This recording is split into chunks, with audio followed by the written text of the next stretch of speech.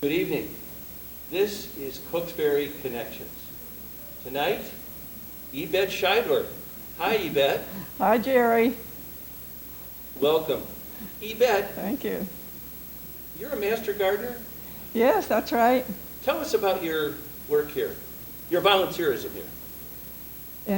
In Cokesbury's gardens, that was one of the things that drew me here to Cokesbury in the very beginning, was its beautiful campus. And I knew right away I'd find a home here because there's lots to do, and work is never finished in the garden, not for any gardener that I know of. Before I came here, when I retired from DuPont in 2003, I got my certification as a master gardener. I did that because my daughter had already taken the gardening courses and become a certified master gardener herself. She knew right away that I would love doing the same thing. So for a while we were a mother-daughter team of Newcastle County master gardeners, and we had a wonderful time with that. So I brought those skills to Cokesbury, and I'm happy to find there are others of us already here and have come in since I first moved here in 2004. One of the things that caught my attention was a very overgrown with ivy and every kind of invasive species around a spring house that was on the property. On inspection, I discovered that someone here had already attempted to start a beautiful garden there and had worked very hard at that for some time. That was Dr. Gay. And when he was no longer with us, there was no one who stepped up to continue his work in the garden. So I and my good friend Tom Roeder, who has passed away now, took on the task of clearing up that garden and then perpetuating it. So we worked on it I did, continued even after Tom was no longer able, for about 15 years. And now, thanks to our very active and thriving Garden and Horticulture Committee, there are others who have stepped in to take care of it, and it's thriving and looking quite beautiful.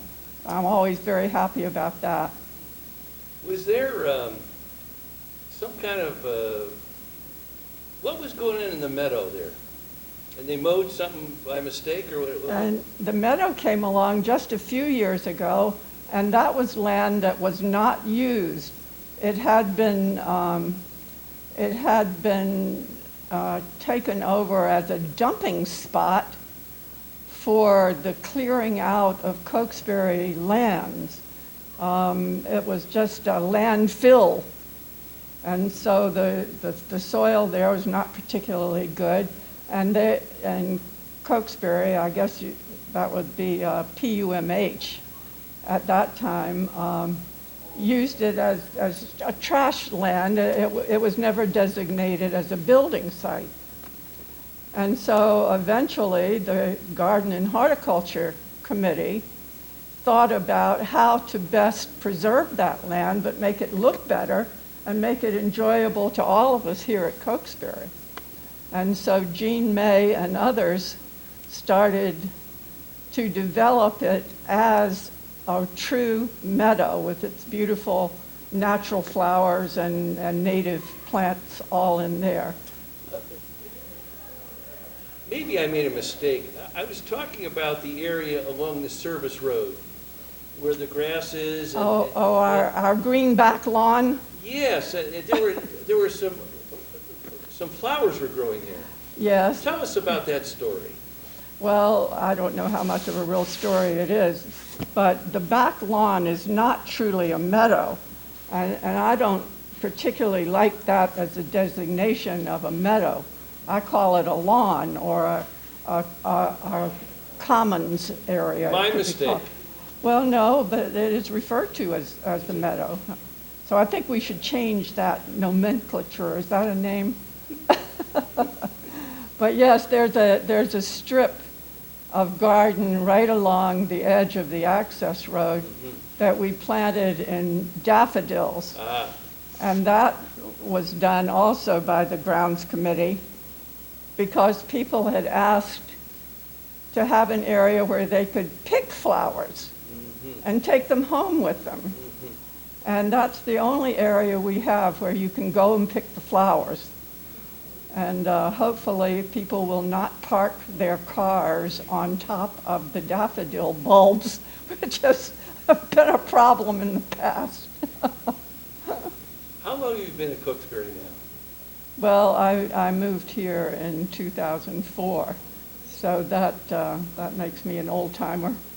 Now, before and during your tenure at Cokesbury, it's my understanding that you've had a real big passion in your life, and it's called islands. Islands. Tell us all about that. Yeah, always islands. Well,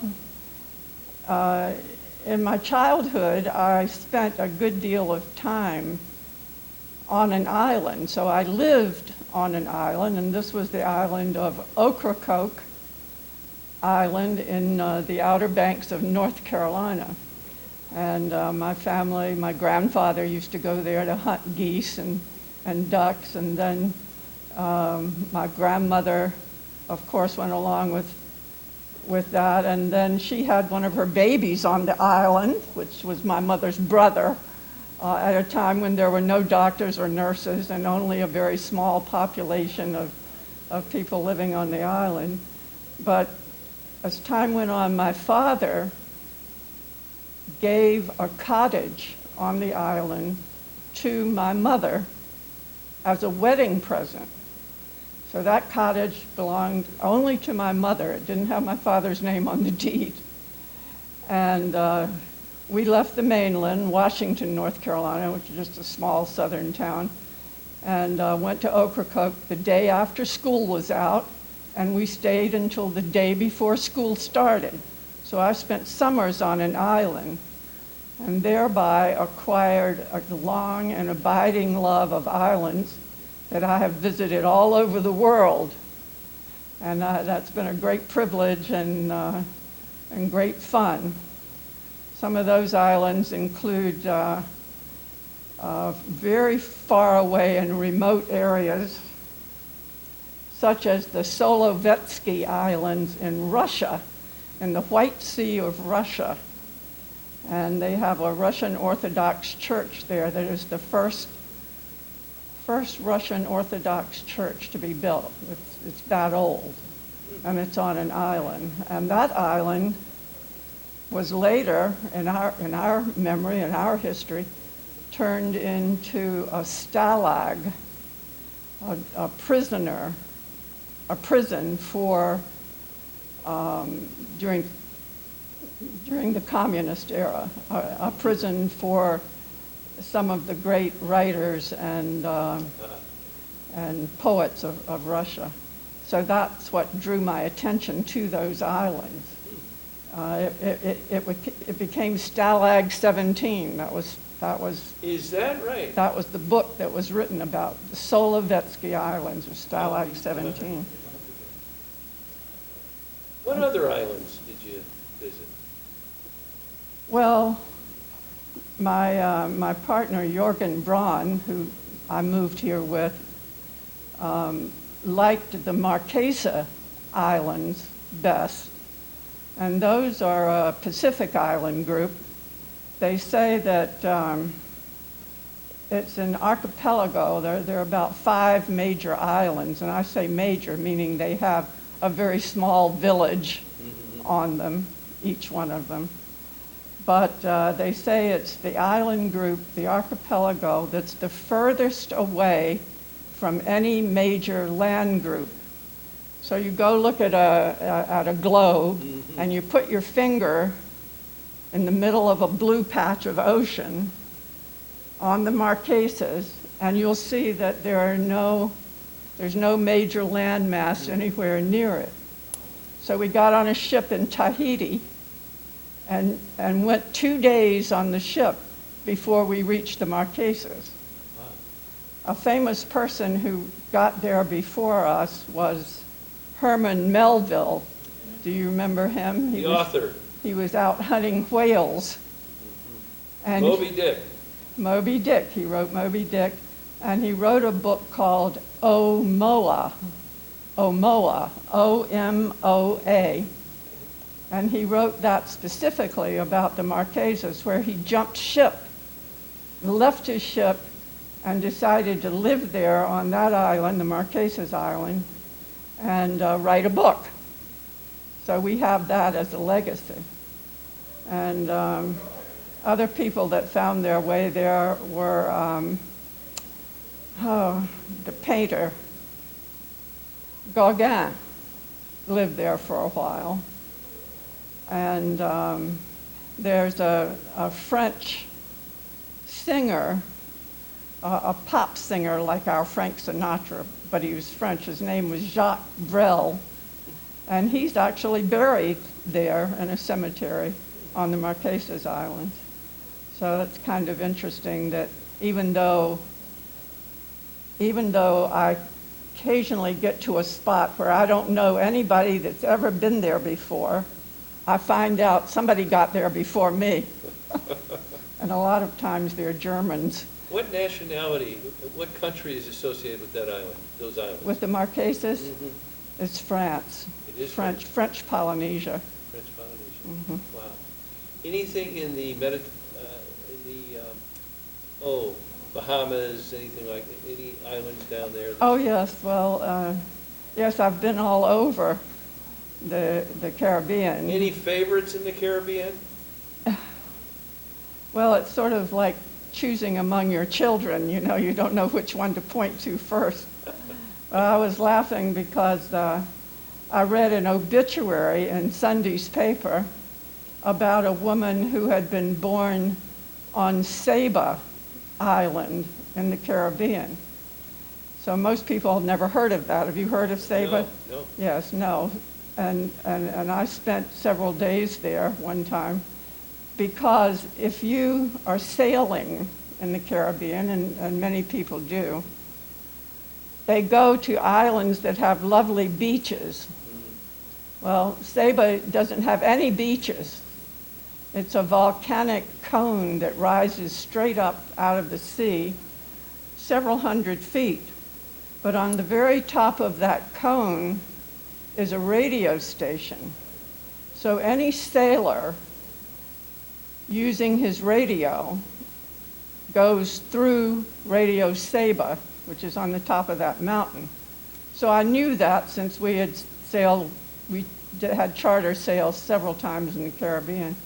I always wondered where Saba was, and so one day we went and found out. And it's a delightful little island that is there next to Martinique. Oh. And, no, not Martinique, I'm sorry. St. Bart's, St. Bart's. You have to take an airplane or a boat from St. Bart's to get over there. I'm sorry, I'm getting that mixed up. But anyway, it's run by the Netherlands. The Netherlands. And it's a nice, neat, tidy little place. And this woman's obituary said she was born in Windward Side, Saba. I was very impressed by that. Tell me, when you mentioned sailing, did you and Jurgen actually sail boats, or? Yes. Tell us about that. Well, we owned a boat You did? on the Northeast River in Northeast Maryland. We belonged to the How big? Northeast River Yacht Club. Well, it was a 38-foot sailboat, Wow. and one that you could sleep on and cruise in, although we didn't do that all that often, because during a lot of that time we had children, and there were his 3 children and my 3 children. We just were not away. We did day sailing most of the I time. see. And I'm still a member of that club. I have a lifetime membership. Really? Even though I no longer sail, we no longer own the boat there. This is in Northeast Maryland. Northeast Maryland, yeah. And did you two sail the boat alone? I mean, that's a big boat. Yes, yes. And then when we went to the Caribbean, we chartered a boat. And Jorgen was the captain and I was the first mate. Oh, Being the first mate, I only meant that I did everything the captain told me to, without question, which is very hard for me, as you probably already know. so you were sailing on the Caribbean. Yes. What did you do?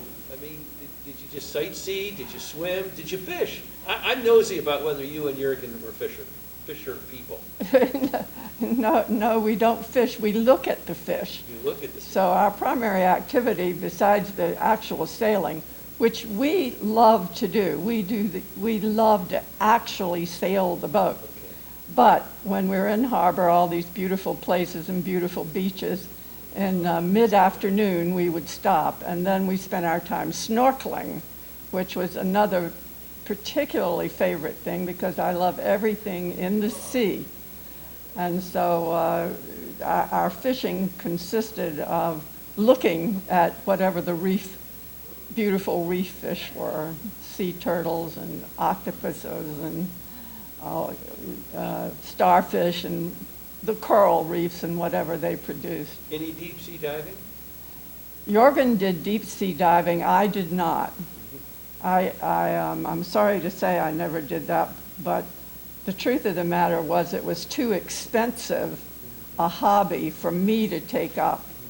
I had other places I had to do it more economically than deep sea diving. And then Jorgen actually learned to enjoy snorkeling more than he did diving, so it worked out very well for us. How about the Hawaiian Islands?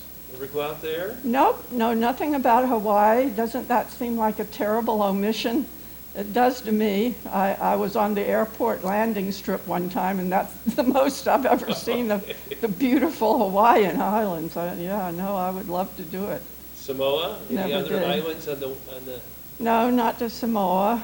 We went to Malaysia and Tell us about Malaysia. Thailand, and I mean, I've been to islands all over, everywhere. I went to China and went to Hong Kong, so that's not an island. Well, I guess there is island there.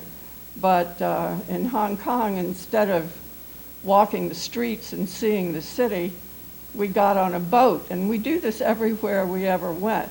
The goal was always to get on a boat and go and look at things. So we got on a Chinese junk and went out into the harbor and stopped at, I don't remember the name of the little island we stopped at, and had lunch and then came home. So that's always been a fun thing to do wherever we went. What about the Mediterranean? No, I don't know the Mediterranean. Again, I never run out of places that I'd like to go. Right. And I went to many, and most often we would say, oh, this is the most beautiful place I've ever been. We'll have to come back. Mm-hmm. And we didn't go back Ah, because there's always that something more. other one out there. Yeah. Well, first I'll do this, and then we never did get back to things. Switching gears here, E-Bette, I think folks around here know that you like to read, you like poetry, I do. and you've written some poetry. You are a member of the poetry committee here. Yes, that Dick May is chairs. yes, and you are as well, which I've always enjoyed. Tell us about how this all happened in your life. The love of books, the love of poetry. How did it all happen? Oh, that's easy. It's sort of like one of those things that doesn't really have a beginning and never will have an end. But we had this question once at one of the courses I took at the Osher Academy, and a poetry course was, how did you get interested in poetry? And I remember one man saying that he never read a poem until after he had retired from DuPont. And then there he was in that class taking a course on modern American poets. I thought that was fascinating because poetry for me started when probably my mother, I don't remember mother or father, reading nursery rhymes, you know, telling you Peter Piper picked a peck of pickled peppers, or, you know, oh, Mother Hubbard had too many children, or all of those kinds of things. So poetry was inculcated in me, and people might not think of nursery rhymes as poetry, but surely it is. And then my father also read poetry to me, and I remember sitting on an armchair much like this one, with big fat arms, and I sat on the arm of that chair. My father had his arm around me, and he read me Chaucer in Old English, and I loved it. Well, I must have been, it's one of my very earliest memories. So yes, poetry has been a love, a passion, a solace, a spiritual comfort, and I read it every day. I don't call it meditation, but in some ways it really is. Any favorites you want to tell us about? Oh, I don't. Well, Mary Oliver is a recent favorite. Tell us about Mary recent within the past 5 or 6 years, I guess. Why Mary Oliver? Well, because she writes, first of all, simply. She's not obscure. You don't have to try really hard to figure out what she might be trying to say. So she writes, to me, understandably, but she writes about nature, and she writes about her feelings, and she seems real, and she seems like someone I know, and I think very, very beautifully and simply, and so I like that a lot.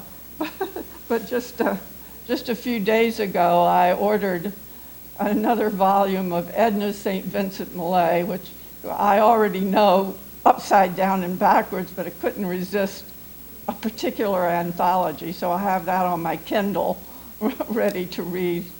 So I've always got poetry somewhere around. One time I exchanged a 12-cup muffin tin with my neighbor up the street, who had a book of poetry that I wanted. And I said to her, oh, I'd love to have a book like this. And she said, well, why don't you take that one? She says, you can take that one. I never read it. And I said, oh, no, I couldn't take your book. I said, what can I give you instead? And she was in her kitchen making dinner. And she said, you don't happen to have a 12-cup muffin tin, do you? I said, I'll go home and get it. So I have that book, which is now worn to tatters. That's an anthology of British and American poets. I've noticed over the years that you like humor. You like poetry with humor. I do. And you like poetry that has significant historical connections. Any category that jumps out? We have a few more minutes left. Any poetry that you dearly like as far as the content or the style? Well, then that would have to be haiku. Mm-hmm. I discovered haiku in the year 1957. Wow. I know that very specifically because that was the year I started at William and Mary, the College of William and Mary in Williamsburg, Virginia. And I was going to be major in English literature. And so I took the class of one of the professors there. And he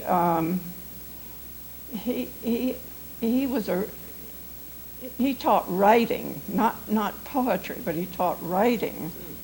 And he assigned us an essay, a 500-word essay on, I can't remember the subject matter, whatever took our fancy, I guess. So I went to the library that night. I went to the library the night before it was due, because I never did things ahead of time. And I was in the library and couldn't think of anything I wanted to write about. So I finally decided on something, went to the stacks to look for information. And I came across a book on Japanese haiku. And the little word was interesting all of itself, a tiny little word, haiku. So I got the book and others that I was supposed to write about, put the stack on my desk, started thumbing through the book on haiku. And I never got to the other books, because then I was mesmerized. Tell our viewers who may not know what haiku is, essentially, what is haiku? It's a very small poem of, 17 syllables, and it's very prescribed. Compact? Yes, very compact. It's only 3 lines and 17 syllables. And you have to say a world of feeling in that very tiny space. So it was very intriguing. So it was midnight, and my professor comes along, and he says, "Miss Kugler," he said, "do you have your essay for me?" And I said, "Oh, no, sir, I'm sorry." I said, "I really haven't gotten to it." I said, "I'm reading this book, and it's so interesting that He says, "Well, what are you reading that's so interesting?" And I told him about the haiku, and he says, "Give me 500 words on that." And that's what I did. The next morning, I went to class with my 500 words about Japanese haiku, at which time he and the rest of the class became rather interested. We talked about it more. We ended up forming a club called the Phoenix to write and read haiku. Yes, so that was wonderful. Well, E-Bette, very interesting. Thanks so much for being with us tonight. I've enjoyed it tremendously. Thank you for asking me. You're very welcome. This is Cokesbury Connections. See you next time.